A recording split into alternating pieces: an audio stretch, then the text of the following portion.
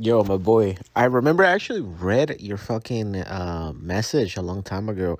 I just don't have the chance to respond. But dude, now I can see your message right here. Okay, so here's the issue with pursuing a career in gaming, right? Is that gaming is a very competitive space now. See, back when I did the gaming shit, it was not nearly as competitive, right? That what I mean with that is not that it necessarily was totally easier. It was a little bit easier simply because it was easier to get noticed, right? There were less people streaming, less people making content, less people coming up with original ideas, right? Not necessarily the competition, because the same good players are the same good players back then and the same good now, roughly, right? But it's more so about the saturation of the market, right? So the most important part is that nowadays, to really make a career in gaming, it's all about being unique. It's about coming up with a bullshit idea that no one else has really thought of, right? A gimmick, so to speak, right? And then you want to become the king of that gimmick, right? To attract an audience, right?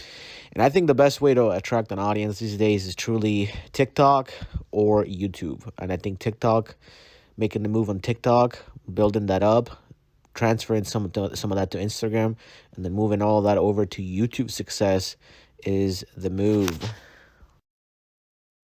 Now, if you're talking about, being like a really good Smash player, right?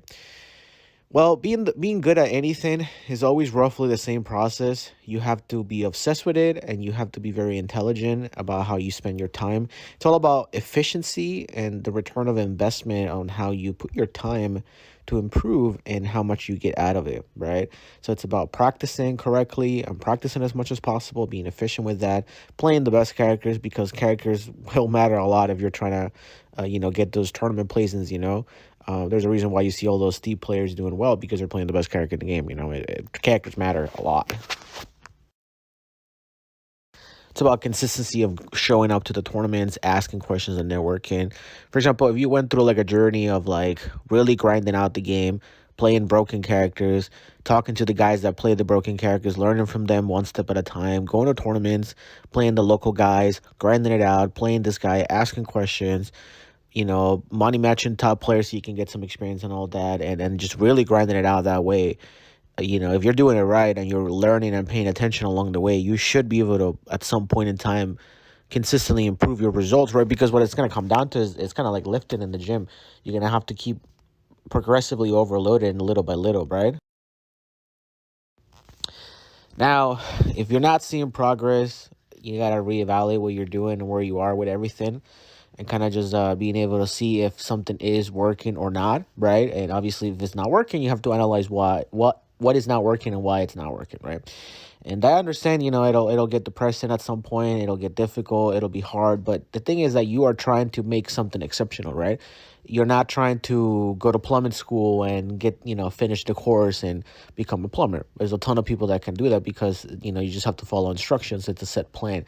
You're trying to do something exceptional. So it's going to require exceptional work and exceptional grit. It's not about talent and it's not about being special. It's about being able to truly grade it out. So right now, you're experiencing the low, but you never know when the next wave of up will come.